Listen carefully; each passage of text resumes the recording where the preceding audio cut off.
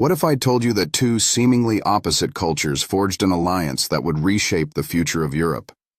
In the early 5th century, as the Western Roman Empire crumbled, a remarkable partnership emerged between the Franks, a Germanic tribe, and the Romans. This alliance was spearheaded by the ambitious leader Clovis I, who sought legitimacy and power amidst chaos.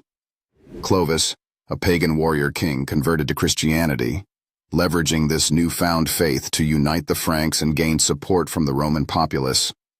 His conversion was more than personal. It was a strategic move to align with the influential Gallo-Roman aristocracy.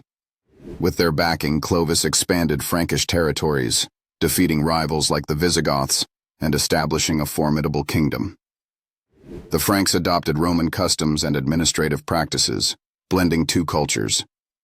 This synergy not only preserved aspects of Roman civilization amidst barbarian invasions, but also laid the groundwork for medieval Europe and the eventual rise of the Carolingian Empire.